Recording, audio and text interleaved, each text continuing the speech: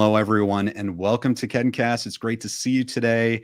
Today, we have a very interesting KenCast. We're going to be talking about the current state of Hollywood, which is actually shut down right now, pretty much, due to the joined writer's strike and actor's strike. It's something that has affected the show today, even. We were originally going to have Sean Kanan, who plays Mike Barnes in Karate Kid 3 and Cobra Kai, on here, but he's not able to join us because the Screen Actors Guild is on strike and they're not allowed to do interviews or podcasts or anything like that. So we thought we'd take this opportunity to talk about what's happening because it is a major event in the history of the entertainment industry. And I thought that we need to have an expert on movies, a fan of movies, who is interested and has amazing thoughts on all of these types of things. Have him on today to talk about his thoughts along with your thoughts today. And I'd like to introduce my friend. You've seen him many times, Drew Rohaly from the Last Row podcast. Drew, how are you today? I'm doing great, Ken. I wish we were here talking with Sean. Unfortunately, that's not possible today, but I'm happy to be here with you and talking to this great audience. Absolutely. And we want to thank everyone who's watching today. It's great to see you all. Please join in the live chat. Keep it nice and friendly and respectful. This is a topic that has inflamed emotions on both sides. We're going to talk about that. We're going to try to understand both sides because eventually we want everyone to come to an agreement. And I think the only way to do that is if we try to understand where everyone's coming from in this. So I want to thank our executive producer, Tig Terry Silver Rocks. Thank you so much for being a champion of this channel and for being an executive producer. So great. Hope you're with us today. And so Drew, let's talk about, I guess we can talk about some news. Let's do that. KenCast News. I love it. Here we go. This whole thing is news today. But indeed. Okay, so we'll just go through some things. All right. I am going to add this. All right, so you can see that this Johnny is striking hard right now, but it's true. If Cobra Kai weren't already shut down due to the writer's strike, they would be shut down now due to the actor's strike. So this show and really any show in Hollywood is not filming right now. And we're going to talk about this in a special members only live stream that's going to be in about 2 hours from now for finalists and above members. But this is something to keep in mind for fans who watch this channel who are fans of Cobra Kai. Everything we're talking about affects that show. And if you're not fans of Cobra Kai, it affects all kinds of movies, every movie, every TV show. And we're going to talk about why that is coming up. And as we are going into the strike and there are no new movies coming out or being made right now, this is a great time, Drew, to catch up on some old movies, some old favorites. And this is where your Last Row podcast comes in. So tell us about the Last Row podcast and this latest episode that's available now. Well, if you're bored, since no new movies and shows will be coming out soon, we have 134 episodes for you to catch back up on. The most recent episode that we did was we're in the middle of something called the Summer of Sequels. So we decided to go back and do sort of the sequel to some other movies that we may have done in the past. And I think it was over 100 episodes. We did the first National Treasure movie. So we thought it was time to maybe revisit our good friend Nicolas Cage and Diane Kruger and others, John Voight among many others, and check out National Treasure 2 Book of Secrets. So we had a fun time. If you guys have seen that movie, you know how ridiculous that screenshot is. And that's kind of what we try to do with our show. We pick some of the most ridiculous moments and talk about them. But we had an extra special fun time with this one.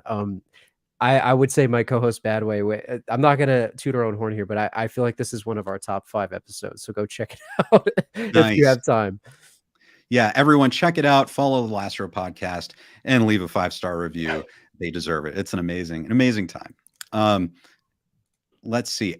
Okay, so we talked about Sean Kanan. He is not joining us live today because of the actor strike. However, if you want to meet him, if you want to see him do stand-up comedy, and you're anywhere around Stamford, Connecticut, he's doing a show. And in fact, right now in the description, you can enter to win 2 VIP tickets to meet him and see him live.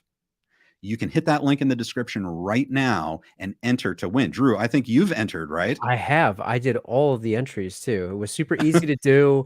I would tell you to enter. I mean, you all should enter, but if you don't enter, I have a better chance of winning. So no, I'm just kidding. But no, you should all enter. It's pretty awesome that Sean and Ken are teaming up to do this. It's really cool. It's for once there's something in the Northeast. So I'm a couple Right. hours away from here, but it would be great to go check this out. Check out the links. It was really easy to enter. I definitely recommend that you do. I've heard nothing but great things about Sean's comedy. You mentioned, Ken, you have an old video on it, and I would hopefully I have a shot to win here, but I would love to check it out. It's awesome, and everyone should enter. Absolutely. Whether you're a fan of Karate Kid 3, Cobra Kai, or daytime TV like The Bold and the Beautiful, you know who Sean Kanan is, and he is ready to meet you with these VIP tickets. Go ahead and enter now, and it'll be a great time. I've seen the show. It's really funny. So, Drew, we are about to get into this discussion of the strike. I just want to say hello to all the amazing people in here today. Melissa, a bonsai. I can't wait to talk about the strike and how we can strike hard to help them. Very good. King Silva, let's go. Good to see you. AEH, Nerd World, Darkest Hour, Drew Tube himself. Yes, he's very, AKA Drew the Cobra Kai Kid. He's got a new channel called Drew Tube where he talks about movies in general. Definitely check that out. Lisa, great to see you. Marianella, Aurelio, thank you for being a channel member. It's great to have you here. We are having a great weekend. We're going to be talking about the entertainment industry, which we love to do. Gabe, good Sunday. Everyone, hope you're staying cool and out of the heat wherever you are. I think it's supposed to be about 103 or 104 degrees where we are right now in the valleys in LA. Is it hot up there? In the Northeast, it's been a humid summer up here the last couple of weeks. It's not like 103, but it's like a humid heat, so it feels pretty gross out these days up here. Oh, so it seems like that. It's uncomfortable most of the country right now, which is too bad. Lydia, oh yeah, hello Cobra Kai Kid, he's in here. Jaws, great to see you. Big K and Big D. That's great. Chosen himself, thank you for joining us, Chosen. I hope you don't mind that we're friends with Mr. Silver, but but thank you for joining us today. We're a fan of you too. Tig Terry Silver rocks. Great to see you again. And so everyone keep joining in the comments. We will get to your comments. We have a lot to talk about today. So Drew, I thought we would start by maybe pulling up an article from the Washington Post that kind of summarizes what's happening right now.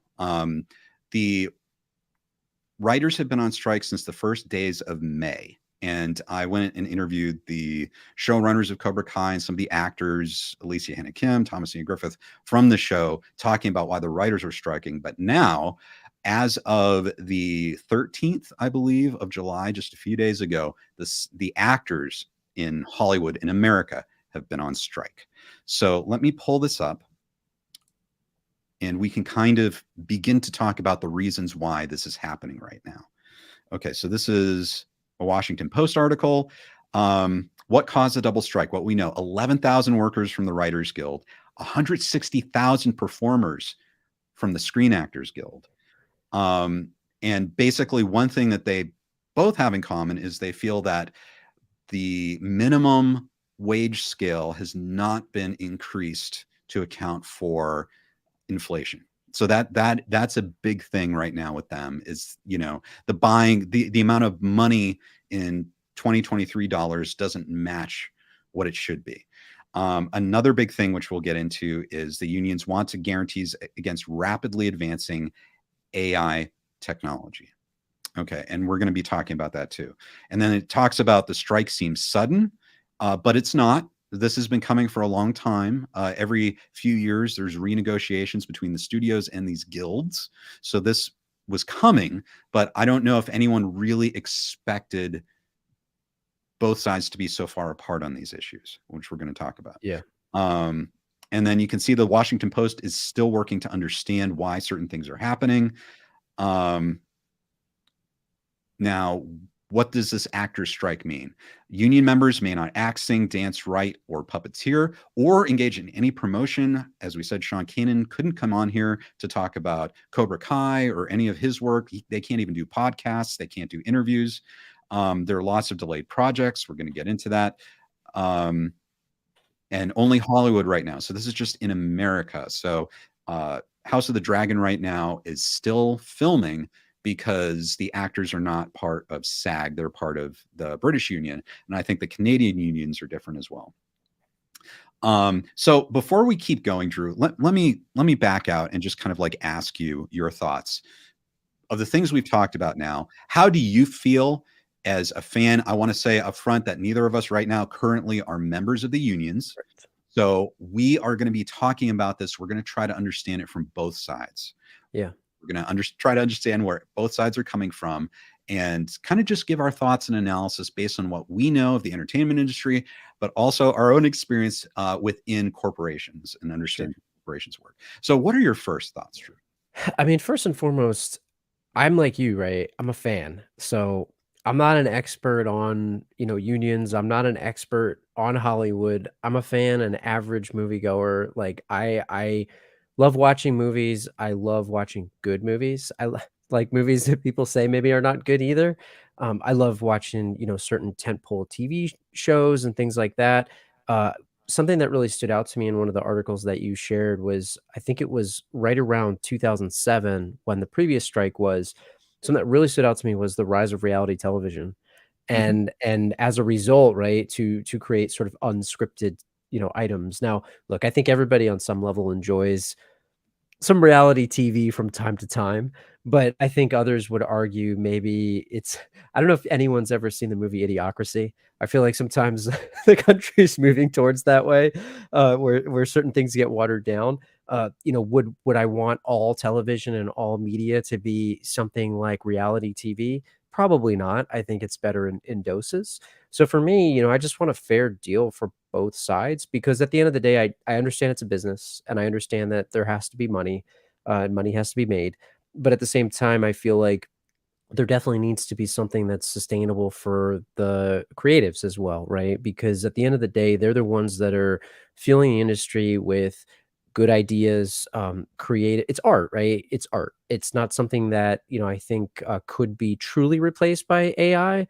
Uh, at this time, maybe in the future, I don't know, and I understand the concern about that as well, so I definitely think we need to talk more about that as well, because I Right. think there's 2 sides to that as well, because, working in the tech industry, like, I think there's some benefits of that, but I can also understand where maybe that would go off the rails as well, and, not just take jobs, but you'd start getting, like, what's that next thing of reality TV? What is it, right? You might get these super generic watered down scripts that people argue those types of things happen today. Do you want more of that? Like, probably not. So, anyway, I have a lot of thoughts on this whole thing. That's a great thing. We're going to talk about this. And I wanted to bring up here's another article. Okay, these are some examples of the movies, the big movies that are completely shut down right now. Deadpool 3, Mission Impossible 8, and Venom 3.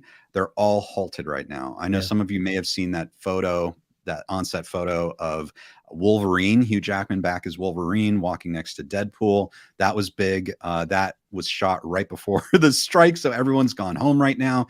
And a lot of these big movies now, Drew, let's see, we're going to be getting into the tech of this, use a lot of special effects. And as part of filming, they scan the likenesses of these actors for certain effects. Mhm. But as we learned from Fran Drescher and the Screen Actors Guild, they were recently talking with the studios, and the studios, what they wanted to do was they wanted to put a stipulation in there where you could have an extra or a background actor come in, work for a day, maybe for $200. And as part of that, they would scan the likeness of that actor. And then they would have the ability to use that actor's likeness in perpetuity. Yeah, which So is you crazy. wouldn't have to rehire that person ever again. So for $200, that person would go and get scanned, and then the studio would have absolute right to use their likeness forever. So that's one of the big sticking points that really kind of inflame this. And it's kind of what you were talking about. Like Yeah. we have AI threatening to do scripts, and we also have AI coming in and maybe threatening to replace, if not the actors themselves, to replace the need for them to come in and Right. do the work. Yeah. No, no, look, I'm going to preface this by saying, now let's look at the other side of this, right? I Right. completely understand where the actors are coming from. I could see a scenario if people were acting in good faith to say, okay, hey, like by scanning the likenesses, we could maybe shift costs to other parts of the production. But the fact that they added the in perpetuity, like forever, like I think I have to give credit to Chris Stuckman, who, if you guys haven't watched Chris Stuckman's YouTube videos, he's one of my favorite YouTube channels. Chris is phenomenal, right?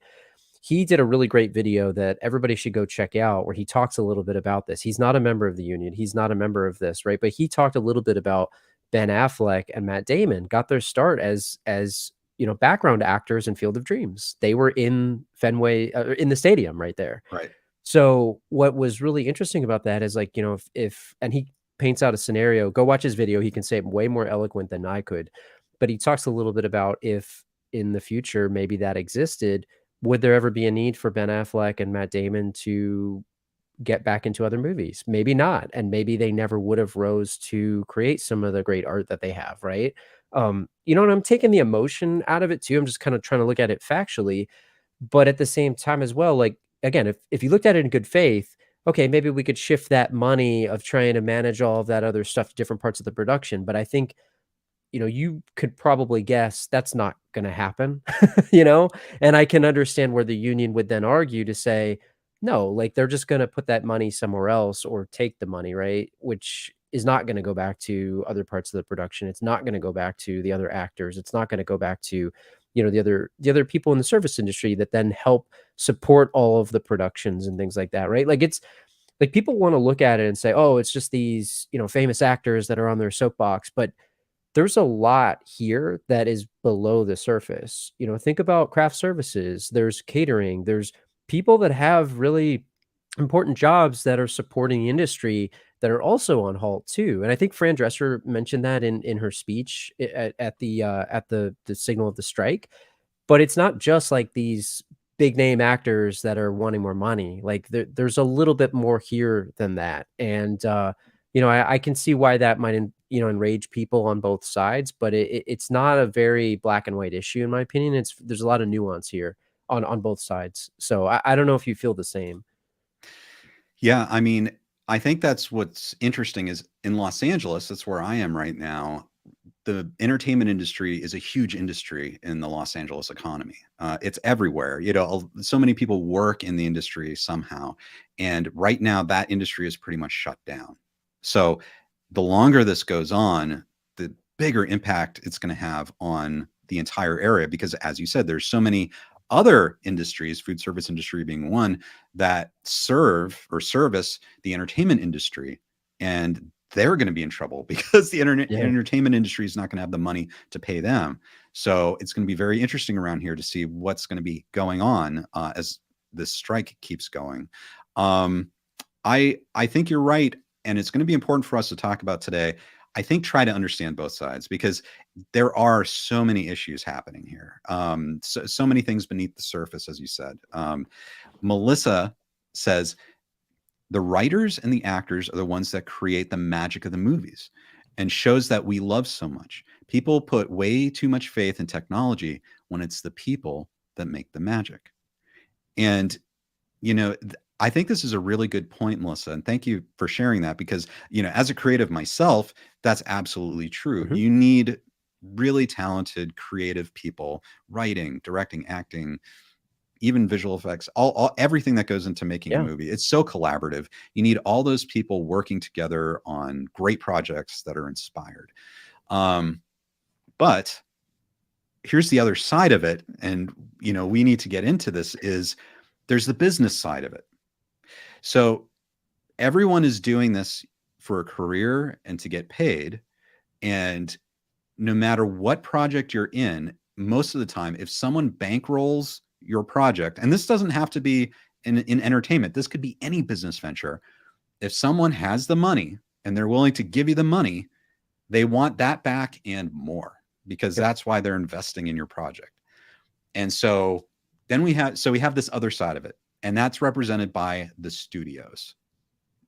So the studios are companies, they're big companies.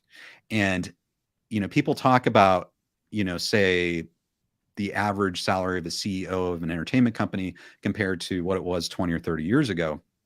And I think we have to keep in mind that the CEOs are now, these movie studios are actually part of bigger conglomerates. There are so many parts of this company. It's like these major companies have so many branches that aren't just making movies and TV shows. There are these other departments as well. And so the people running, like Bob Iger, and we'll get to him soon, they're running these mega corporations, and they're making millions, like tens of millions of dollars every year. And there's that business side of it. And so where do these come together? You have the creatives, the laborers, the people working to create the entertainment that is the product for these big businesses. And let's segue into what Bob Iger said. Yeah, and it's a good one. And you saw this, Drew. And Yeah. and I'll just read this and I'll get your thoughts. He said that the SAG strike and the WGA strike are very disturbing and will have a very, very damaging effect on the whole business. He says this is the worst time in the world to add to that disruption. He respects their right and desire to be compensated fairly, but also that the unions have to be realistic about the business environment and what this business can deliver, and the strikes will cause huge collateral damage. And he goes on to say, we managed as an industry to negotiate a very good deal with the Directors Guild that reflects the value that the directors contribute to this great business. We want to do the same thing with the writers, and we'd like to do the same thing with the actors. There's a level of expectation that they have that is just not realistic. And they're adding to a set of challenges that this business is already facing that is, quite frankly, very disruptive. Drew, I'm sorry. I'll put that quote up here. I forgot I didn't put that up there. I'll get your thought on this. What do you think about Bob Iger? He's CEO of Disney, huge company, saying this. It's interesting because right above that I see the Sean Gunn video, and I watched it. If you guys haven't seen that, you should watch it because he directly addresses this quote as well as many others. I think just a very tone deaf thing to say. I think, when he's making like I think just $27 million a year, because I thought, and I could be misstating this, but I thought that I saw something else where it was implied that he was saying there wasn't enough money to pay people, right? Which is just a really interesting thing to say when you're making $27 million. I think, you look at income inequality, and I mean, the numbers don't lie, right? I think CEOs are making the highest amount that they've ever made in the history of probably the country. I think the wage gap between, I think it was him and his lowest paid worker is like, I don't know, it's like hundreds of percentages higher. One could argue, like, should it be that high, and should it be that high of a gap? That's not for me to decide, but I would say that, personally, I think it's it's a little much. But I think what we also have to keep in mind too is, and this is a perspective that I have sometimes, he's paid to sort of be the bad guy. Part of the CEO's job is to go out there and say this stuff, and he's getting paid by the shareholders. It doesn't make what he says okay, and I don't agree with what he said personally. But I think, he's trying to, like, he's the suit, right? When you talk about the suits, like, he is the ultimate suit. That's his job. So he's got to say this stuff. I think it's a tone deaf thing to say, and I think it was dumb, especially when you have creatives in Hollywood that are creating the content. Like, he's nobody without them, and what is he going to manage if he doesn't have the creatives that are creating the content? I think Melissa said it earlier as well. So, and it's interesting too, because recently, didn't they get rid of Bob Chapek? I'm probably saying the name wrong, but it was his quote successor, and they said that he wasn't good to the talent, and he just treated everybody like numbers and all that stuff, or at least that's what was coming out. And they said everybody loved Bob Iger because he put such a focus on, people and talent and all this other stuff. And now this is coming out. So is it the worst time for it to happen? I mean, yeah, it's definitely a bad time for this strike to happen, but it's not necessarily their fault. Is it the actors and writers' fault? Like, to say that they offered a fair deal, but then also give up their likeness in perpetuity. Like, it's almost like when you think about I don't know, you think about politics, right? I try to avoid politics publicly for the most part. But when you think about like what goes into a bill, it's like, oh, this bill is so great. But then they like put in all these other little things in there. And I think that's probably what's happening. And, Fran Drescher and these others didn't say, hey, by the way, they wanted to give up our likeness in perpetuity.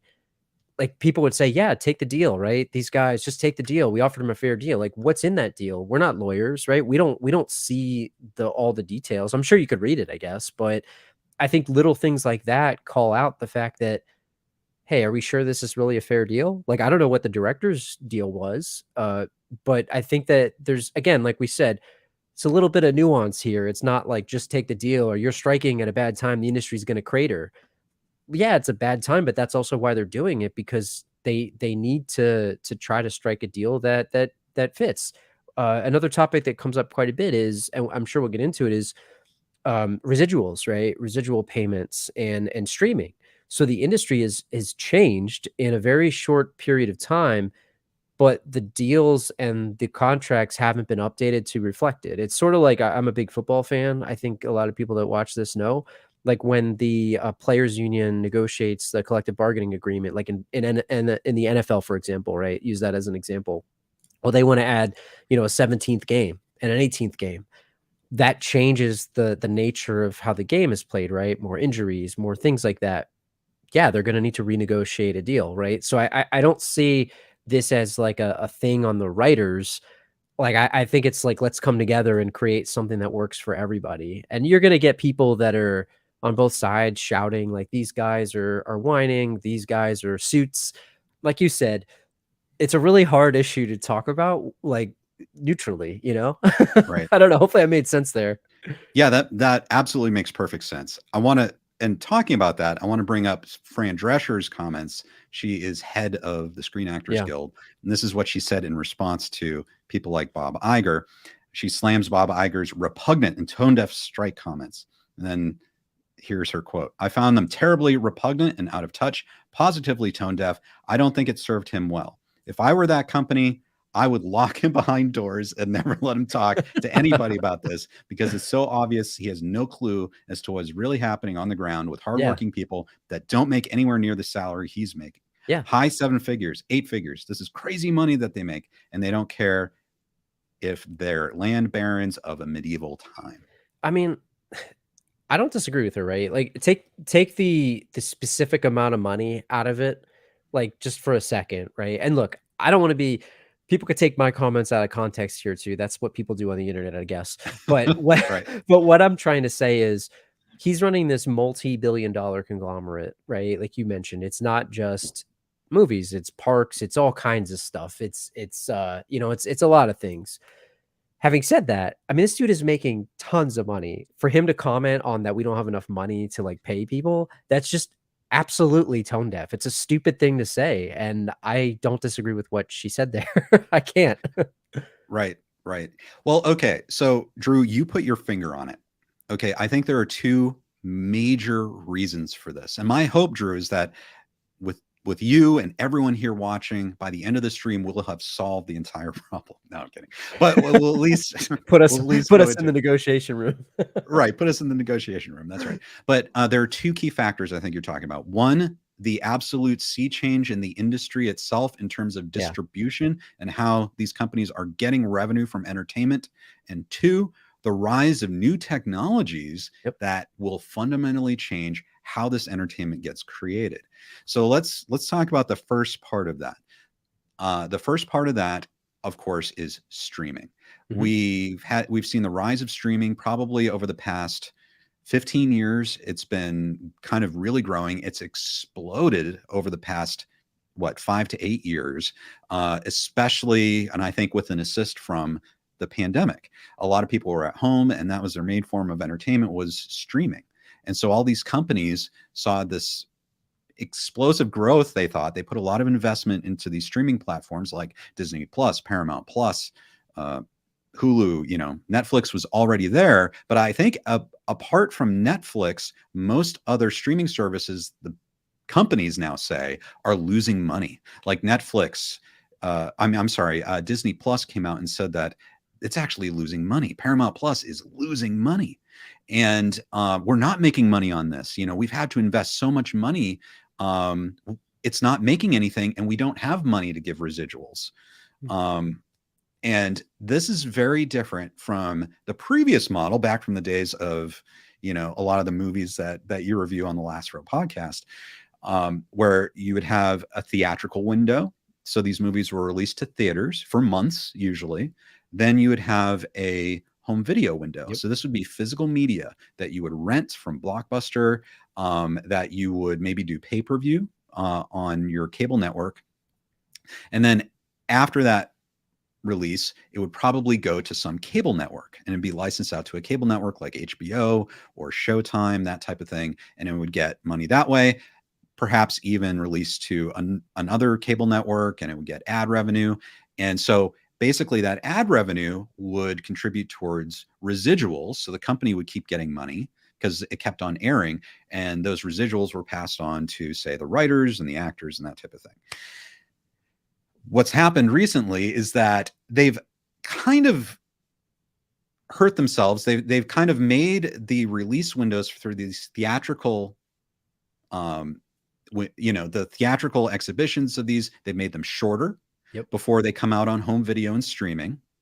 So they're not in the theaters that long, which means they have to earn a lot of money very quickly. Sometimes they've been co-releasing these in theaters and also in streaming.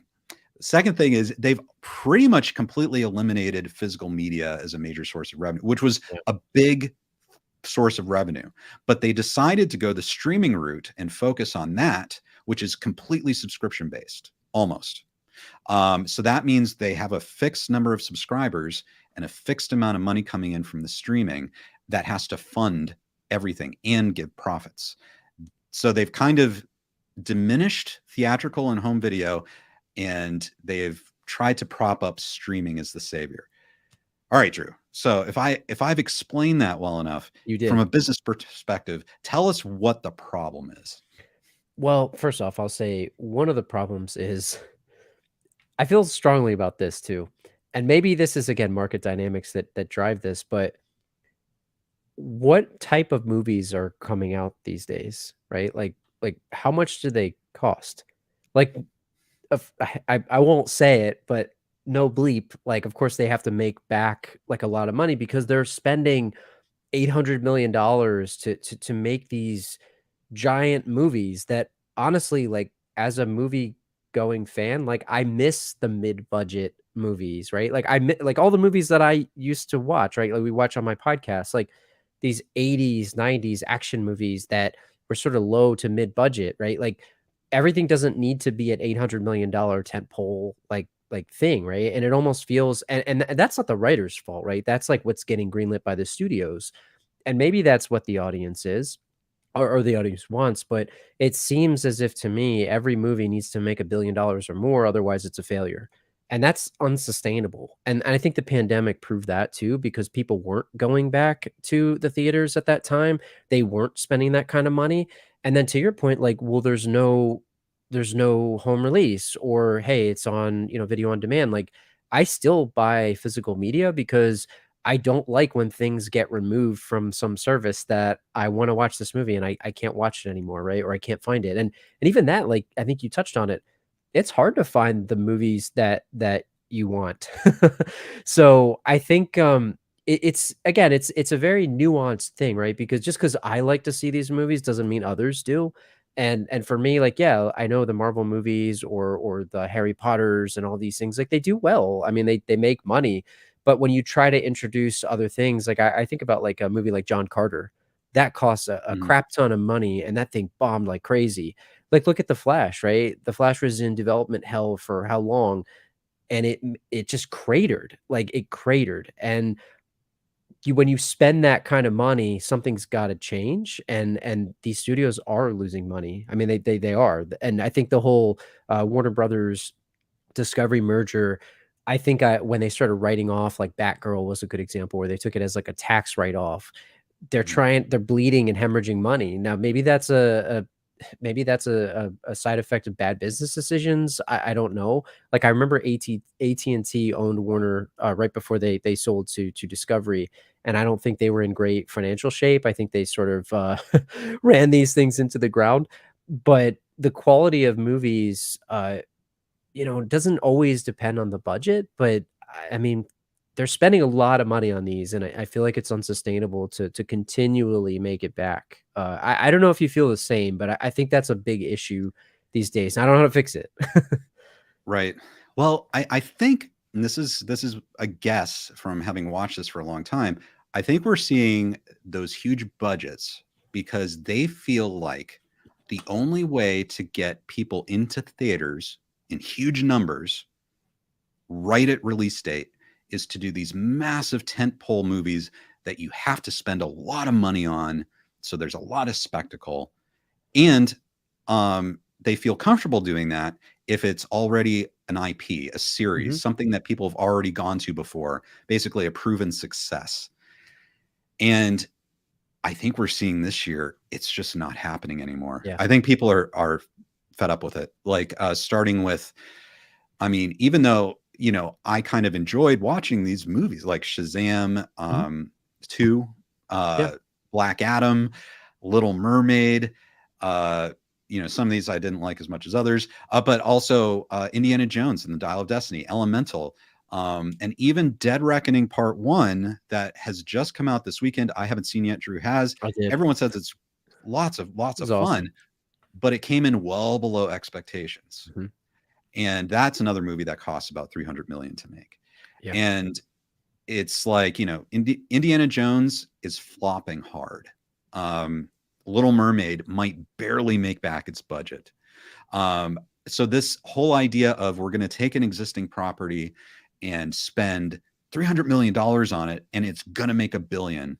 I think you're right. It's completely unsustainable. And I want to get your reaction to this. Steven Spielberg predicted this. He said, there's going to be an implosion. This is back in 2013. There's going to be an implosion where 3 or 4 or maybe even half dozen mega budget movies are going to go crashing into the ground, and that's going to change the paradigm. Are we there? I mean, I think we are, because when you look at some of these things, I mean, these are massive investments that these studios are making. If they're not making the money back, like, where does it come from? Like, they're losing money. Now, you can only write so much off on tax losses, right? I'm not an accountant, but that you can't completely make your losses back. And I think, like, I think there's something to be said for it, right? Like, just because something spends 500 million or 300 million doesn't mean it's a good movie either, right? That's the other thing. When you have studio meddling, I see some folks put that in the comments, like, there's meddling, right? Like, let the writers write, let the directors direct. Like, you get these, I think about like DC as a good example, right? I'm a DC Comics fan. I mean, you can see my shirt. Like, I love Superman, Batman, all that stuff. But to say that Warner Brothers was managing that stuff well would be a farce. Like, that's just not true, right? How many times did they go and meddle? Like, let Zack Snyder do it or don't, right? Whether you like him or not. Like, it doesn't matter, right? Some people didn't like the Zack Snyder stuff, and that's fair. Like, I get it, right? Some people loved it, and I get that too. But like, you can't keep meddling and keep changing things. And that's why I think, when you look at like Shazam 2, when they come out and say, well, we're just going to kind of reboot this whole thing. Like, why would I spend any time watching that? Like, I don't necessarily care. And I've said this before too on my podcast.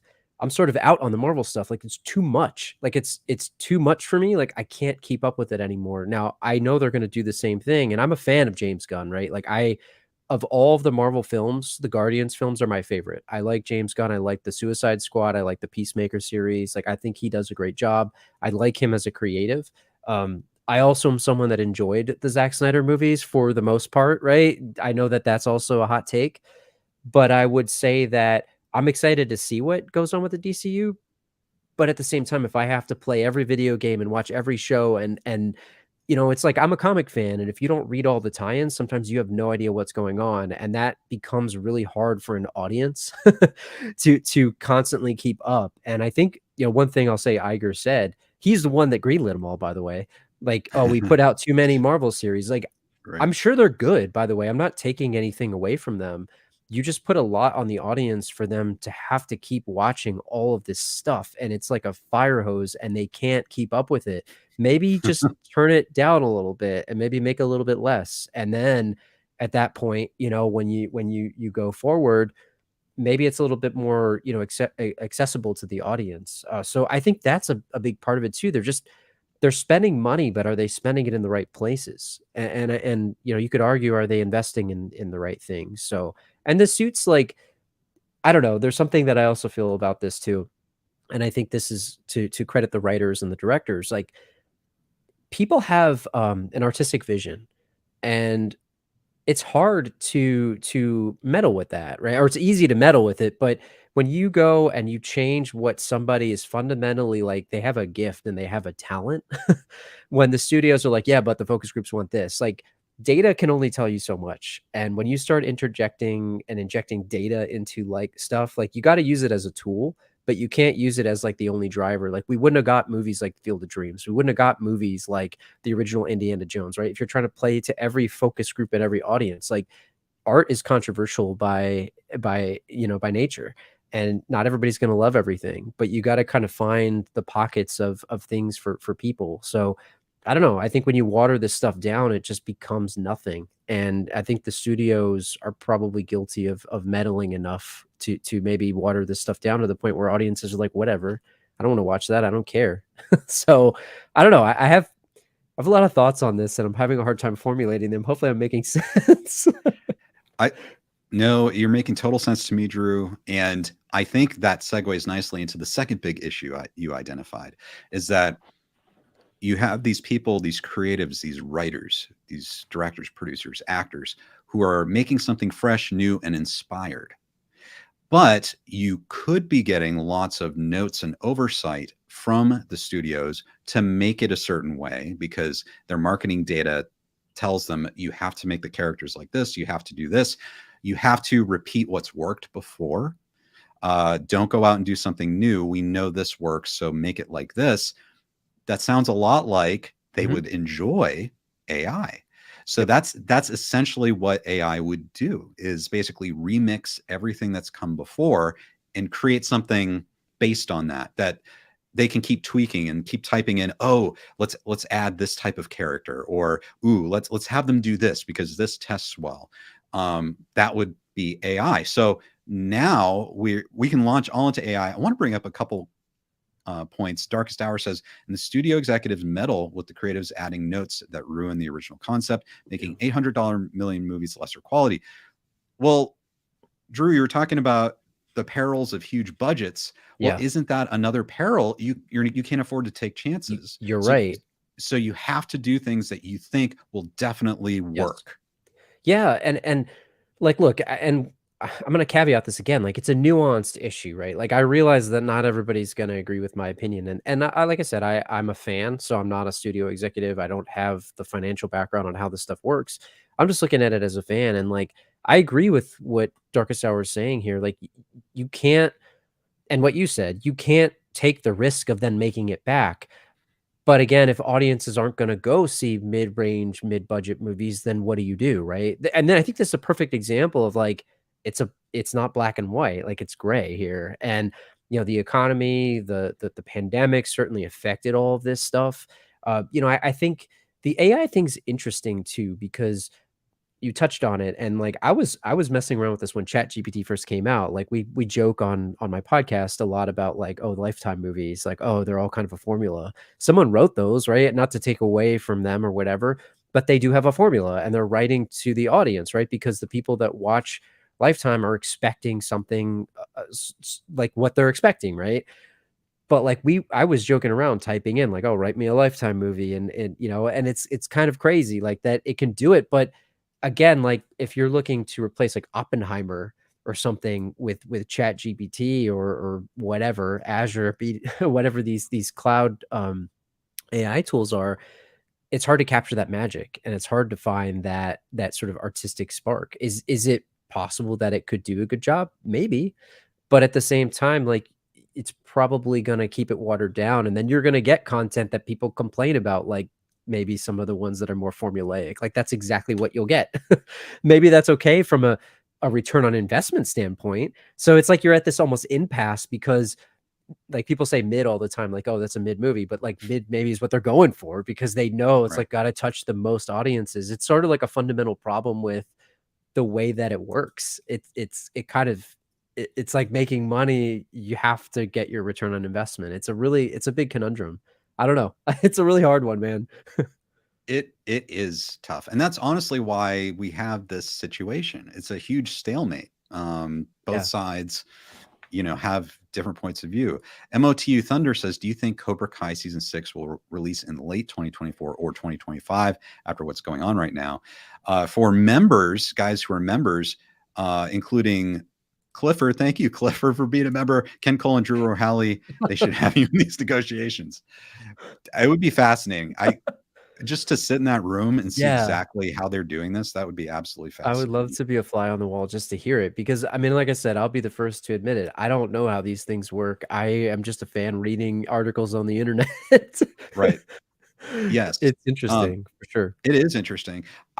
I want to point out, MOTU Thunder, that we're going to have a separate stream dedicated to this for channel members at 5 p.m. Eastern. So but just my initial gut feeling on this, I think if this strike keeps going to like October, November, December, especially, Yeah. I think that time frame is probably more accurate. It might be a long time, Yeah. before we see it. I agree.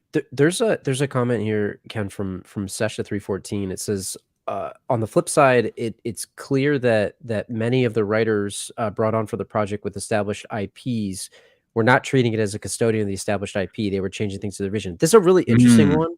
I Yes. think this is a great comment here because like use whether you liked it or not, right? The second Star Wars movie in the new one where Rian Johnson directed it went sort of off the beaten path. Some people really like that. Some people didn't like that, right? But I think this is a great comment because like it depends on, and again, maybe that's where the studio is like, what's the overall vision?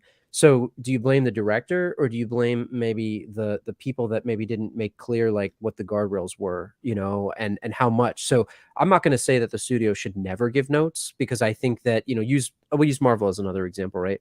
Like Kevin Feige, he has a vision, right? That's what his job is, to kind of keep things cohesive across all the different mediums. Like now we're talking about James Gunn, right? James Gunn's job is to make sure that they cohesively work. And that's an important thing. But I do agree. This comment it's a really interesting one because if you go too far, that's also going to affect things one way or the other. I agree, Session. This is a really great point because I mean, okay, this is a whole other, we could have a whole other stream on this for sure. But I agree with you. And I think I love what the company has done historically, but I see this a lot in the Disney Corporation. We talked about, obviously, Star Wars. You brought that up, Drew. Very much, and we've seen it, in my opinion, with Indiana Jones, and then with this new one. And I think that's why it's not really doing so well. And then also with the remakes. So there's been a lot of controversy lately about a set photo leaked from the new Snow White remake. And people are like, what's going on? Because it's not, it's Snow White, but there's no real prince anymore. It's not going to be a love story. She's not looking for love. She doesn't want Prince Charming to come along. It's not 7 dwarfs. It's 7 magical creatures and it's like, well, what's going on? And I think Rachel Zegler was interviewed recently about the role, and she's like, oh, this is great. The character Snow White's not waiting for Prince Charming to come. She's wanting to be a leader, and she's wanting to go out and do all these things. Now, the thing is, those are all laudable things, and I agree that that's good, but is that Snow White? And so I think that gets to Sesha's point. It's like what they're trying to do is use existing IP that has name recognition and then changing it to almost tell a different story. And so, but that's almost doomed to failure because the people are going to be expecting Snow White, but they'll go in and get not Snow White, like something different. And at that point, just make a new movie, and if something doesn't fit your paradigm of the story you want to tell, then you need to make a new movie and don't bring back Snow White if you think it's problematic. Yeah. Does that make sense, Drew? It does. And I think, like you use one of our favorite shows that we talk about all the time, Cobra Kai. Like, I Right. think what John, Josh, and Hayden and the rest of the team have been able to do is to create a new wrinkle on something, but not stray too far from what made it so great. And Mhm. I think you have a great video on your channel that if everyone hasn't watched it, you should go watch it right after this. Ken made a video about what Star Wars could learn from Cobra Kai, and I think when you talk about the core of the characters and the core of what the IP is, like, I'm fine with new improvements on things. Like, I think that's fine, right? Because otherwise, like, what's the point if you're just going to constantly remake everything? But I think you have to kind of keep it core to what and why people like it and what Mhm. was the reason why people like it. If you start straying too far from that, then people start wondering, it's like, well, what is the point of this anymore? Then it looks like a soulless cash grab. And that's what Mhm. people are accusing the studios of, right? Like, do we really need a live action Moana, like, less than however many years since the movie came out, right? Now they're gonna again make this thing, maybe it's safe because it's like, well, people like Moana, we're gonna put this out here. And then at the same time, you can't tell some new and fresh and fascinating stories that have nothing to do with anything, right? Like, call it crazy, but I mentioned Zack Snyder earlier. I'm actually interested to see what Rebel Moon is because it's something new, right? Like, I get it was Mhm. supposed to be a Star Wars movie, but it's new IP. Whether it's good or bad, that's cool that that's getting made, and I'm interested to see what that's gonna be. And there's other Right. things that are out there like that, but we don't really get a lot of that anymore. And again, it's because the studios have to keep it safe. They have to, make this money back. So I don't know where it has to give, but it's unsustainable, and I think that's why we're seeing some of the things that we're seeing today. So Right. I want to say we have a very special oh, guest in the chat at Kaizen Dojo Films. This is the great Sensei William Christopher Ford. Thank you for joining us. Hi, we Sensei hope you're Ford. doing well. He's Yeah, great. thank you for You may joining. you may know him as Dennis from Karate Kid 3. Definitely check out his YouTube channel. He has amazing content on martial arts. He's a martial arts expert and just an incredible person as well. So Yes, thank you. one of the kindest souls I've ever met. Thank you for joining us. That's a truly awesome person. Thank you for joining us.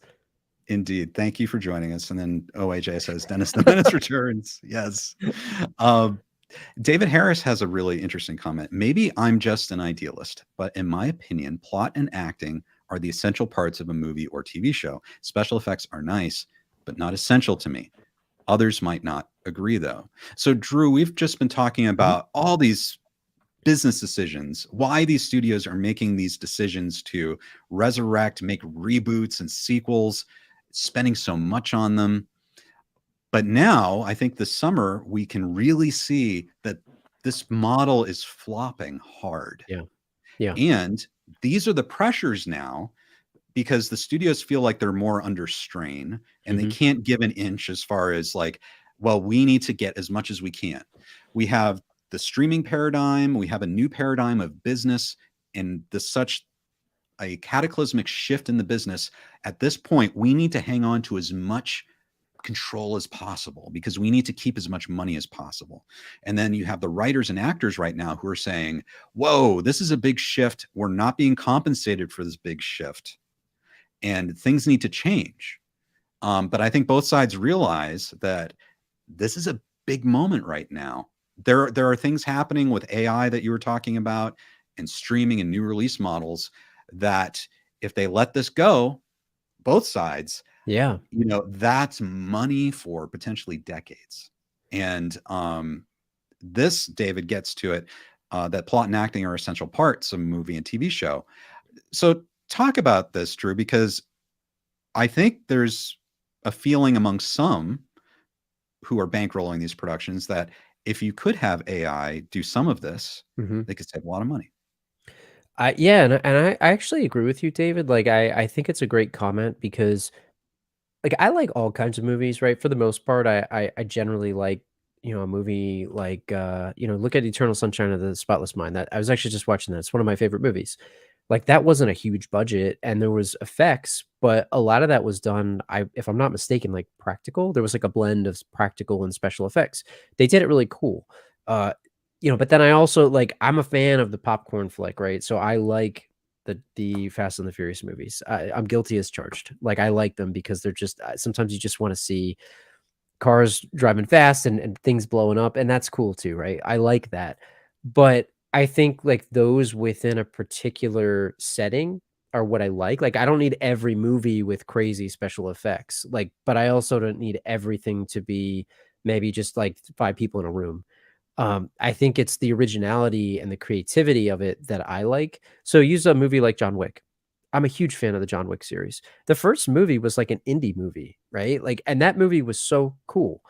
But without, I guess some of the acting and the plot, there wasn't a ton of plot, but it was still pretty cool. But the acting and the choreography and all that stuff, that's what made that movie, right? Not like anything else. But it was such an original movie. Now you could argue that it was sort of like some of the, like Old Boy or some of the other movies from cinema outside of the United States, but like that's an original kind of thing for the most part. Um, I agree with you. It's tough because AI could make special effects easier. It could make maybe having giant armies of people in like a Lord of the Rings movie easier and better. But the downside of that is when they're going to slip in things like we want your likeness for perpetuity, like we were talking about earlier. Oh, hey, let me just sneak that in there. You don't know how they're going to use that. And I think for the most part, not to be like a conspiracy theorist, but like, should we really trust these corporations? Probably not. I think history has shown because at the end of the day, their job is to make as much money as possible so they can continue to sustain their business. And there's no emotion in that, right? I mean, that's why they exist, to make more money, to make more stuff and churn it out and churn it out. The art just happens to be part of it. I don't know that the suits care as much about the art. If a movie makes them back 5 times on their investment, they don't care what was in it, right? For the most part. Now, I don't want to put words in their mouth, but I would Right. be shocked, right? Like they're happy to make money. That's their job. That's what they're supposed to do, for good or for better or worse.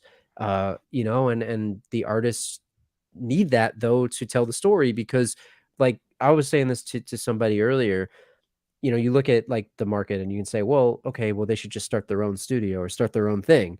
The amount of money that you need to do that, because of the fact that these giant studios have billions of dollars, it's hard to do that. So it's not an easy answer. It's just not an easy answer. It's a really, really, I keep saying it, but it's a really nuanced topic. Right. It is a nuanced topic. Robert Meyer Burnett said he went to CinemaCon, and supposedly behind closed doors, they were talking again. I can't verify this myself. There were people maybe nudging the studio in the direction that within 3 to 5 years, the technology would exist so that you could sit down, Drew, and basically type in the kind of movie you wanted to see with the actors that you wanted to see in it. And then AI would generate that movie and you'd watch it.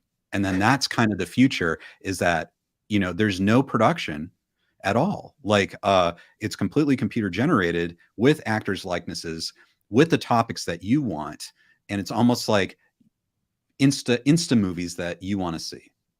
Like that they're thinking that could be the future. And it's like, I don't even know.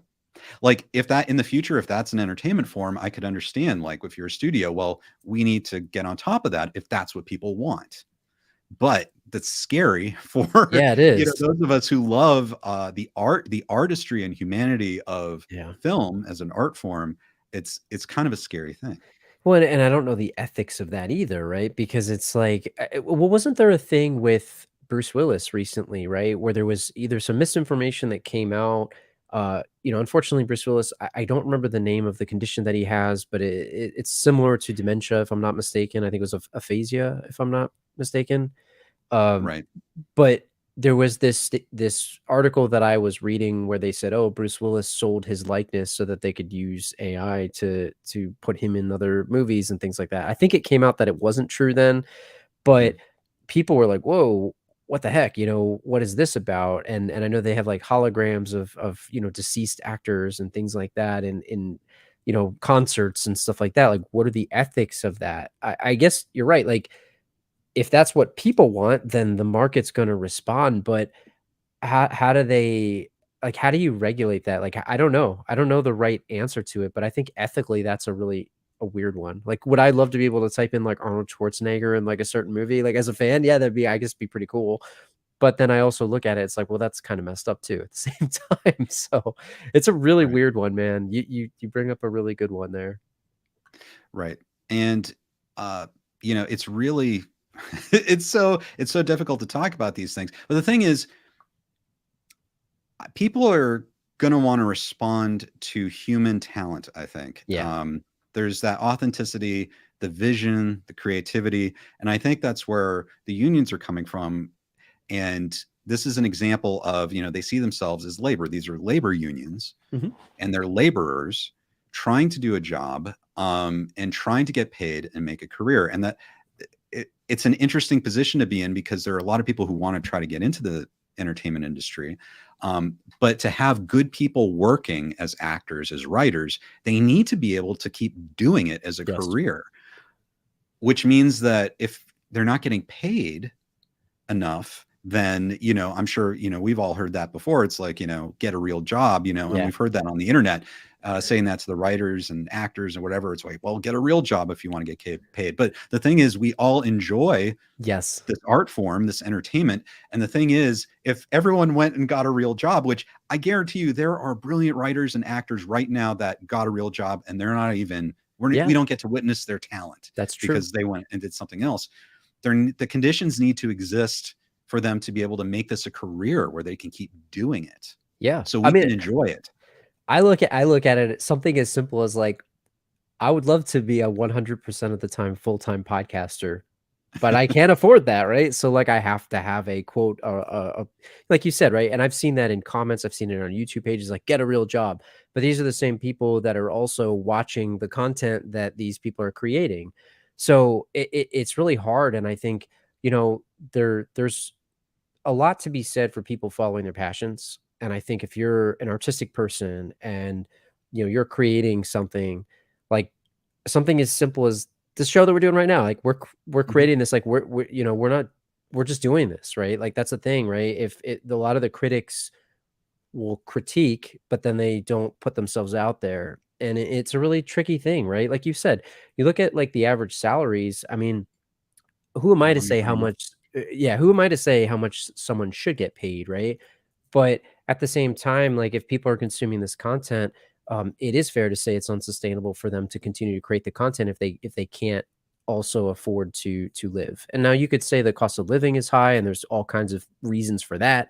Like who knows, right? But the point is like at the end of the day, we're not talking about like the 1% of Hollywood that's making millions of dollars here. We're talking about the average, person who's out here trying to, work a camera or write a script or, like doing makeup, right? And Mhm. I think you made a really good point on this when we were talking about these numbers. This is not like it says per year, but that's not like a, hey, I'm signed up for a company and I'm working there and this is my yearly salary. A lot of cases too, right? Like I mean, I could be mistaken on that, but a lot of these depend on being able to get jobs and things like that. So I They're could be wrong gigs. on that. Yeah, they're gigs. So And it's tough. yeah, it's not like you're getting a check every 2 weeks. Yeah. It's really tough, right? I mean, look at something like teachers, right? People talk a lot about teachers in America and do we value education and should they be getting paid more, right? A lot of people have different opinions on that, but it's sort of the same thing, right? There's a teachers union, there's other laborers. Like you said, it's a labor movement, and I think there's a lot to be discussed there. But the nuances of the industry, like a lot of people don't understand how this stuff works, including myself. I don't know the nuance of who gets paid, but I think this tweet calls it out really well. Like it's not Tom Cruise, it's not Leonardo DiCaprio. They're speaking on behalf of the other people, but the average people are not making anywhere near what those are making, and in some cases, it's a lot less. So, it's tough, right? We all watch entertainment, we all watch TV shows, we all want this type of content. Something's got to give, right? For us to be continuing to consume it. Otherwise, it's going to turn into like I said, we joked, spin a wheel, which is the plot here, which is the character, like, oh, it's a cop and this and that, right? Like a lot of network TV is even watered down because that's what the average audience wants, or they have to keep it safe. I want people to be able to take creative chances. I just don't know how to do that from an industry standpoint where they can sustain it. It's a tough one. It's a really tough one. It is a tough one. I mean, looking at it from the business standpoint, Sesha says, where does the money for financing these pictures come from? All from big studios, or do studios look for banks and private investment? Any signs that is drying up? And I think it's right there, both banks and private investment, and a lot of banks. So what these studios are doing is they're taking out loans to finance the movies. So that means the loans have interest rates. And so, you talk about like expenses from pandemic movies, there are delays. Well, the interest rates are going to add to the expenses. They're going to make the movies that much more expensive. And then, so what happens? The studio has to pay back the loan with interest. And then on top of that, have profit for themselves, hopefully. But if they're not able to really pay back, or they have to dig into their own reserves to pay back these things, and they're losing money, that's a big problem, Drew. And that's what we're talking about, is they're making these big bets. Imagine taking out a $300 million loan at, I don't know, let's just say 8% interest. And, the clock is ticking. You're making the movie. The longer it takes to make the movie, the more interest it's racking up. You're releasing it and hoping that it's going to bring in all that money and more. But what if that doesn't happen for 5 movies in a row? Yeah. And then you're like, oh, dang, well, I don't have money. And then so these actors and writers are coming along and they're saying, we want money, but we're having trouble now. And then of course people bring up, well, what about these executives making tens of millions of dollars a year on top of that? Fair point. It's a fair point. And I think maybe the solution is, if they're making that much money, they need to be making better business decisions. So Agreed. It's not losing that much money, right?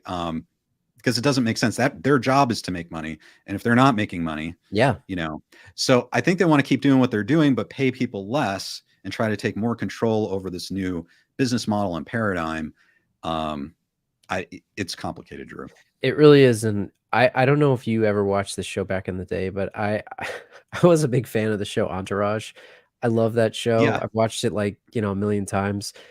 I think when you look at the Entourage movie, which got made after many years, there's a whole plot, right, about them getting something financed and whatnot. And then there's a whole subplot about them wanting to make their own movie, Medellin, and it was about Pablo Escobar, and like the thing Right. bombed. And it had like a whole thing, right? You've got to make your money back. And then that has all kinds of repercussions. And I think your point about, and ultimately it does happen, right? Like if Iger starts making really bad decisions, and if these places start going down, then ultimately either the company goes under and then they wind up, I guess, selling it off in pieces. Like people suspected that about Warner. They looked at it and they said, hey man, this David Zaslav here, like what is he trying to do? He wants to turn it all into reality television. Like look at HBO Max, which is now Max, and taking the brand that you really, it's like, we've talked about this before, it's a prestige brand. HBO is like quality to me. And then you take the name off of that and call it Max, and then merge it with a whole bunch of other reality BS. It's like, what am I paying for anymore? Like, I don't know. It's just a weird thing. But again, like if that's going to make money and people are going to watch it, of course they're going to keep making more of it. So like reality TV is so dirt cheap to make, and people, I'm not saying they love it because it's good, but people consume it, right? It has high ratings. And that's either good or bad, right? So, but I just think it's an unsustainable problem, because they're not going to be able to create good properties if they don't have good writers and great talent. And then, they won't be able to make their investments back if they're investing in things that aren't gonna return the investment anyway. I mean, I know it sounds obvious, but like you make a bad movie, like people aren't gonna watch it. And then we didn't even talk about the average moviegoer, right? I went to go watch Mission Impossible, and it cost me at my local theater here in Pennsylvania, it cost me $15, I think, for like an RPX matinee price, right? Matinee. Like, wow. That's a lot of money for the average American, when we talk a lot about what's going on with inflation. So then, you get a lot of average people that are saying, hey, this whole thing is tone deaf to me. Like I'm barely scraping by. I can't even make a living too. So like, why should I care about what this is? So there's that aspect of it as well. So, I mean, I was fortunate enough to be able to go and watch it, but like $15, like I can't do that every week, it's Right. tough. So you have to choose what you're going to go to see too. as an average moviegoer, and that's also a tricky thing. There's a lot of dynamics with that as well, and if the audience isn't going to expect to get something, then they're probably not going to spend their money on it too. So that's another tricky one. Right. And I've heard all kinds of solutions to that. One is the idea of dynamic pricing. Yep. So you would pay, say, $15 to go see Mission Impossible Dead Reckoning. A small, like, was it No Hard Feelings? That's the new Yeah. R-rated comedy. Maybe you'd spend $7 to go see that one. And, you pay different amounts depending on the status of the movie. I don't know. I mean, that's interesting. Yeah. It could drive people more towards the smaller movies, maybe. But that is interesting though, because maybe you'd have demand for the lower ticket prices, Mhm. and then so studios would go back like, oh, let's not spend so much. Let's do a smaller budgeted movie that will get more people in the theater, Yeah. and people will run to that versus spending $15 for Dead Reckoning. What's the movie you just mentioned? The R-rated comedy? I think it's No Hard Feelings. I That's the haven't one seen with it yet. Jennifer Lawrence, right? Jennifer Lawrence, yeah. So like that kind of movie is like perfectly up my alley, right? Like I Yeah. love, and I was talking to I think others recently about this. Like I love the American Pie movies. I love that sort of R-rated comedy. Like they don't really make them a lot anymore. And what we were joking with, I think we talked a little bit about this on my podcast recently. Like those movies tend to just sort of go straight to streaming, for better or worse, right? They don't make them for the theater for whatever reason, and I miss that. Like I miss being able to go see American Pie. Like I remember we were talking about American Reunions, one of my favorite American Pie movies. I love that movie, and it came out, and I watched it in the theater, and it was great. They don't really, I don't know if it's because they're afraid to take the risks with certain brands of comedy. Like I don't know, but a lot of it does go straight to streaming, and then that's got the whole residual issue and all of that other stuff. But it's tough. I don't know if dynamic pricing would solve it, but it's certainly an interesting idea because to your point, if people can afford that, then maybe they would go and watch that instead versus having to say, well, okay, if and that talks a lot about like, well, I'm expecting this movie to entertain me as much as Avengers Endgame because it's Right. $15 versus this other Right. movie that's $15. So I don't know the downsides of it, but it certainly sounds like it's an interesting, way to look at it. I mean, that I haven't read much about that, but I want to check that out. It's really cool. Yeah, it's kind of an interesting idea. I don't know. Let us know what you think in the comments. Yeah. Jorge Cortez says, "Remember how they used Crispin Glover from Back to the Future movies, where they used his likeness as George McFly without Glover in Back to the Future 2 and 3." So this is a really good example. I do have to say, Peter Bonasak from Podstalgic interviewed the actor who played the replacement for Crispin Glover in Back to the Future 2 and 3. That was a whole lawsuit. That was a whole industry changing thing. And it's kind of, we loved their work, we loved the movies, but what they decided to do, instead of paying Crispin Glover what he was asking Mhm. for, which might have been exorbitant. I mean, we weren't there. It might have been too much, but instead of paying him that, they decided to hire another actor and really make him up to look exactly like Crispin Glover so that people would be fooled and they wouldn't know the difference that Crispin Glover wasn't in the movie. And that was their way to get around it. And I think that is exactly what's going on now with AI. It sounds like they want to be able to scan people's likenesses so that in that scenario, maybe they have Crispin Glover's likeness and they could just kind of put it onto a different actor in Back to the Future 2 and 3. It's the same concept. And so the actors are saying, no, you can't do that. We won't allow that. And I know Zelda Williams, who's Robin Williams' daughter, Robin Williams saw this coming. He was a very, very smart person. And in addition to being exceptionally funny, he saw this coming and he stipulated in his will that no one could use his likeness after he died in any kind of technological way to create a new performance. At least for like 50 years. And I think his family has oversight of that. He saw this coming. But I think this is probably really core to what actors are complaining about, right, Drew?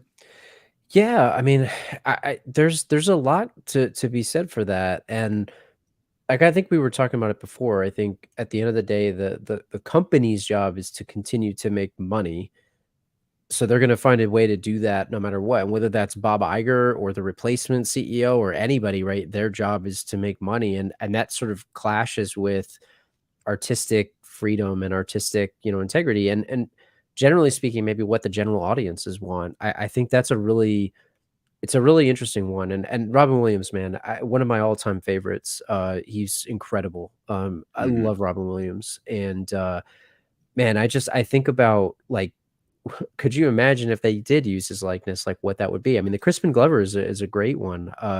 What are the ethics of that? Like, is that George McFly him, or is it owned by the studio? And that's even Right. before AI, right? You've got all kinds of things there. I think another really silly one, right? Here's a good example. This is a really deep cut. Mortal Kombat 1, the guy who played Johnny Cage. In Mortal Mhm. Kombat Annihilation, not a great movie, but it's a movie, right? It exists. The guy who played Johnny Cage for all 5 seconds was Eric from The Next Karate Kid, Yes, and yes. because he kinda looked like him, right? But they did I don't know whether it was a scheduling issue or whatever, but they were like, "Oh, this guy looks kinda like him," and then he's gone in the first, 5 minutes of the movie. Spoiler alert, a 30-year-old movie. But it's stuff like that, right? It's like, what are the ethics of this stuff? And, ultimately, as a creator, right, a podcast creator, right, I value artistic integrity. I value, people who put themselves out there and want to create something for people. It takes a lot of yourself to put yourself out there and be judged, right? These artists, these actors, they're trying to create something for the most part, right? And I think that's where I tend to feel for them and what they're going through, because you should be able to try to make it as this. And yeah, it's hard. Like they are struggling, and they probably are working multiple jobs. I know, I think you had the Ron Perlman thing up, but there was a video where that he didn't say who he was threatening, but I think there was an anonymous quote that said they wanted to starve him out and make sure they couldn't afford their rent. Whether that was Yes. true or not, I don't know.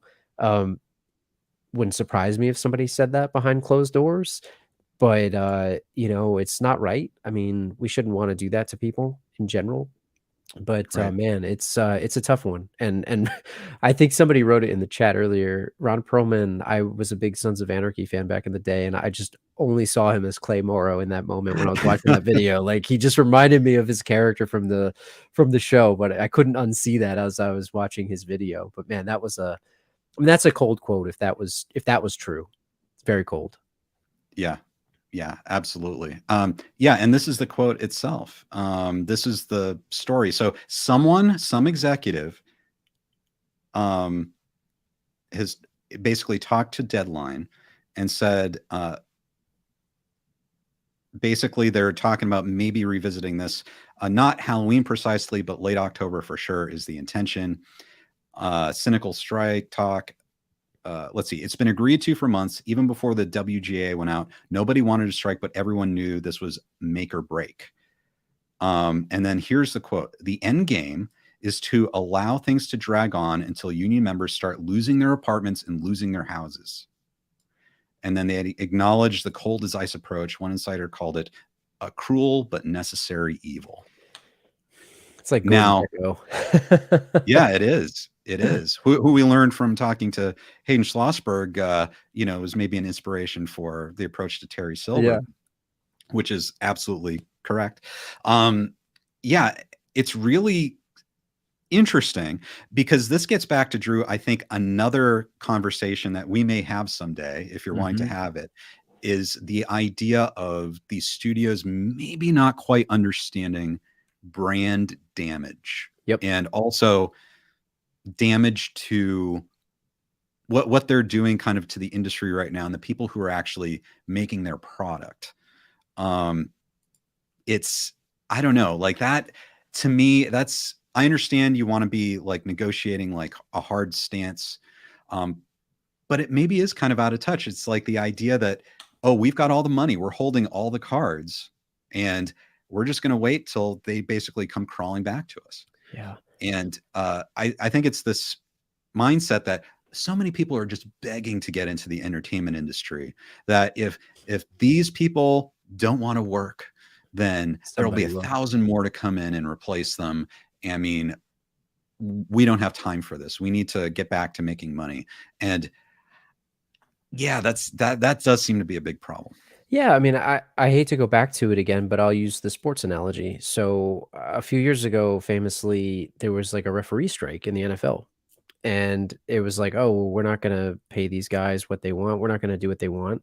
I mean, there was a clear quality dip. Now, there was no chat GPT for NFL referees, so they couldn't replace them with an AI at that point. Or maybe you could do it with Sky Judge or whatever. But I mean, that was like a big deal, right? I don't know if anyone watching remembers that, but I mean, the game quality certainly suffered as a sports fan. There was some issues with that.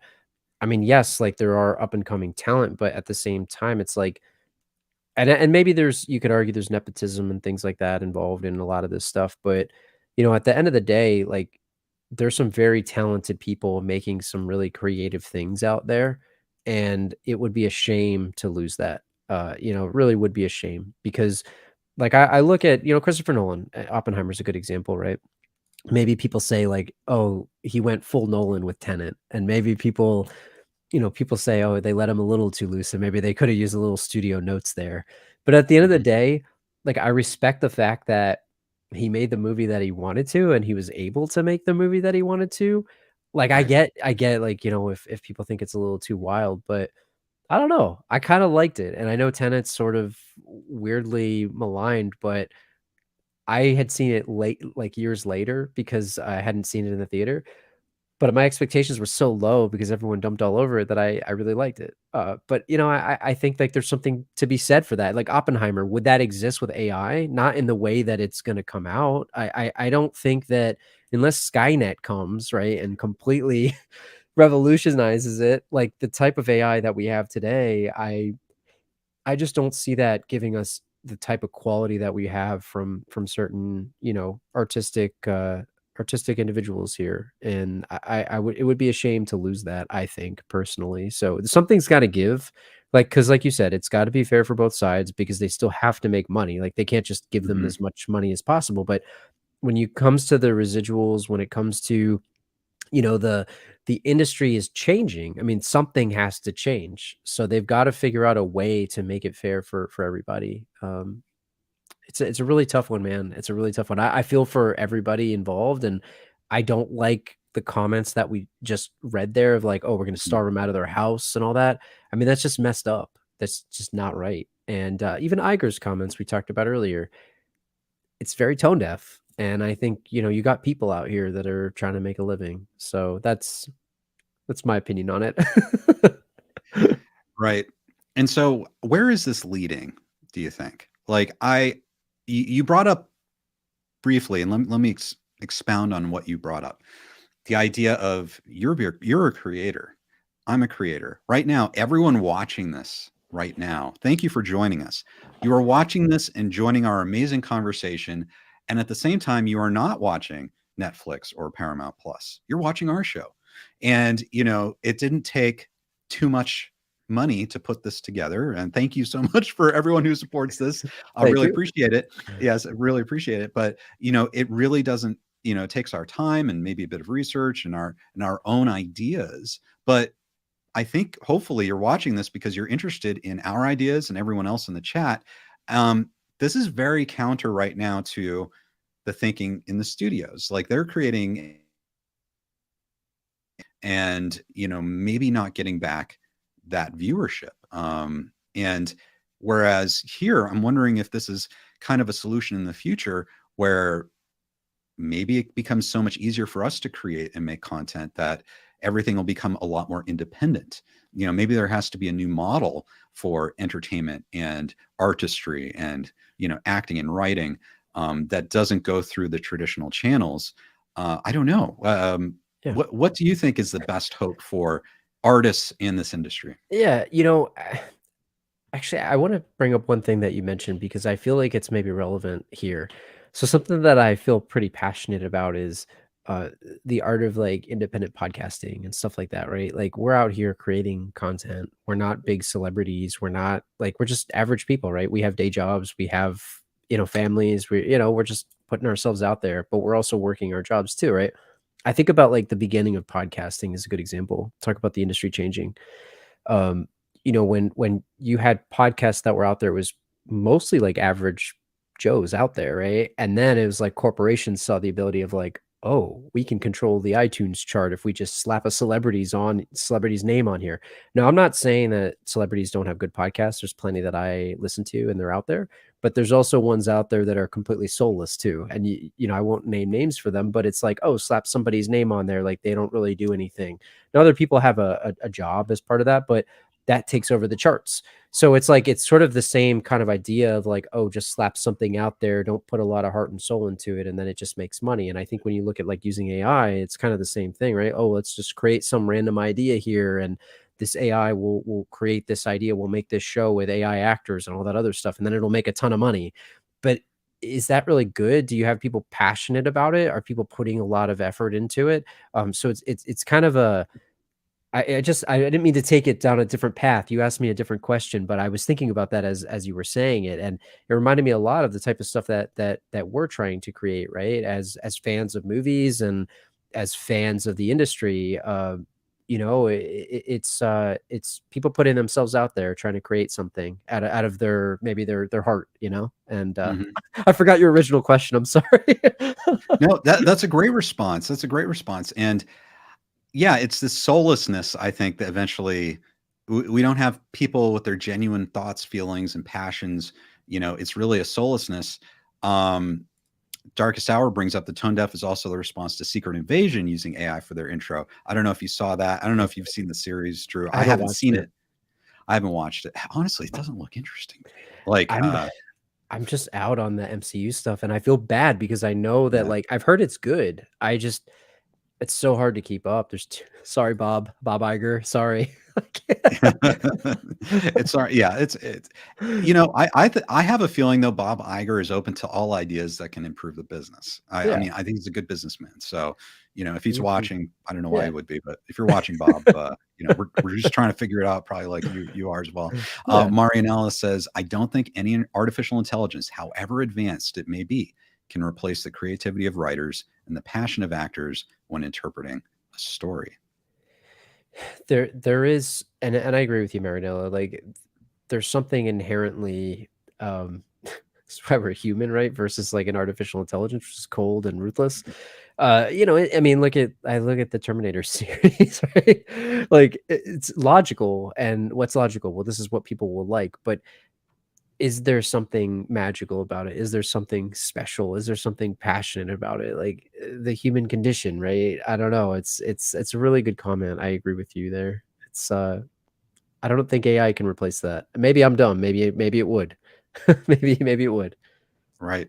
And maybe there are some things that AI could help with, like if it's just spectacle, like explosions and special effects, or, you know, we want to see cars driving off of cliffs and stuff like that.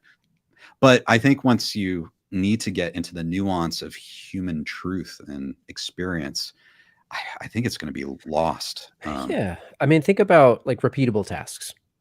You know, think about like I do some of this in my day job, and I'm looking at AI for certain things. Like I'd be lying if I said I wasn't, right? But there's things that are repeatable tasks that can be more efficient, or getting like a spec, something to start with, right? Or you have writer's block, or you just want to write a podcast description, for example, right? There's AI tools that will help you do that. It saves you a lot of time because me and Badway, we're like a 2-person show here. We don't have a team of people to help us out. But some of those things do help. So I don't want to paint it as like AI is this evil thing. Right. I mean, I think that there's practical and good uses of it.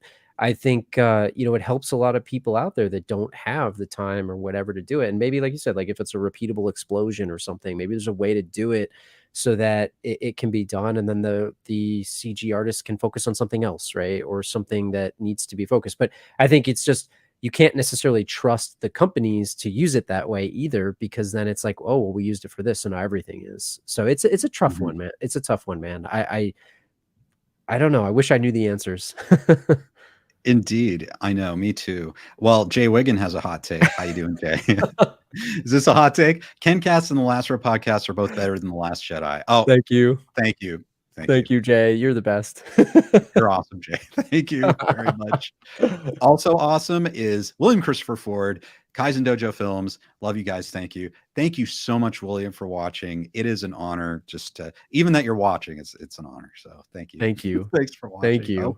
Hope you're doing well. Jaws says, I used AI for a Cobra Cole 2 script and I prefer Ken Cole to the script. I'd be interested to see what AI does with that. That's funny. Thank you, Jaws. I really appreciate it. Chosen says, anything is better than The Last Jedi. That's so great. That's so great. Well, Drew, so I don't know. Did we solve the problem today? I don't know if we solved it. I'm just waiting for all of our comments to be taken out of context, and I'm just joking. Hey, that's fine. I mean, guys, you can take these comments out of context, and we'll do another video responding to that. Kevin Badway, who says, also, I heard Drew recently fired his podcast co-host and replaced him with an AI replica. Oh no! And the show has actually gotten better, so we can't fully trust him. I did say that National Treasure 2 episode was a top 5 there, so I don't know. Maybe there's something to be said by this Badway character here. Oh my gosh, Badway. That is too funny. And of course, Santino says, #save Silver, of course. What would Terry Silver do in this situation? That's what I don't know. I guess he'd be on the CEO side. I don't know. Yeah, it's a tricky fascinating. One. Although, Terry Silver is also an artist himself. True. So it'd be interesting to see what Terry Silver would do as like head of one of these unions. I don't know. Maybe he would do some discreet Ron Perlman tactics. I was just going to say he'd be hanging out with Ron Perlman. Is exactly, you got it. Great minds. Yes, indeed. Well, everyone, thank you for watching today. We may revisit this in the future. There's a lot to talk about. We brought up actually a lot of topics that were tangentially related to the strike that we could probably talk for weeks about, especially as fans of the current movie industry. So Drew, thank you so much for joining us today. Thank you. Thanks for having me, Ken. Thanks for the great comments too. This is a very nuanced issue. I don't think either of us has the answers. Hopefully we shed a little bit of light on it, but I just hope that they get a deal figured out for the sake of everybody involved, right? Writers, directors, actors, everyone, right? And us as fans. So I hope it works out for everybody, and hopefully they come to a fair deal soon. I hope so too. And I really genuinely hope that they can talk together and they can negotiate. And maybe if there's this idea that they're going to try and starve out the writers and actors, that they change that approach and maybe meaningfully try to come to an agreement as soon as possible. There's no reason why they're going to have to at some point. So hopefully they can do that soon. Drew, everyone needs to go see or listen to your podcast, The Last Row Podcast. I've got a link down in the description. Thank you. Amazing content, guys. If you start running out of new movies and TV shows to watch because they're not making them, go to The Last Row Podcast and they will be your movie buddies for all of these movies that you may not have seen. And they offer great commentary. Give them 5-star reviews. It's a great podcast. Thank you. Absolutely. Drew, I hope you have a wonderful rest of your Sunday, and thanks for joining us today. Thank you. Bye, everybody. See ya. And guys, stay around. Coming up in about half hour, if you're a member, finalist or above, we'll have a stream for you on the Cobra Kai impacts of this strike. So we'll see you then. Everyone, have a great rest of the day, and we'll see you next time on KenCast. Want to be part of the live KenCast show? Subscribe to the Ken Cole YouTube channel and hit the notification bell to get alerts about every new show. Thanks for joining us, and we look forward to seeing you next time on KenCast.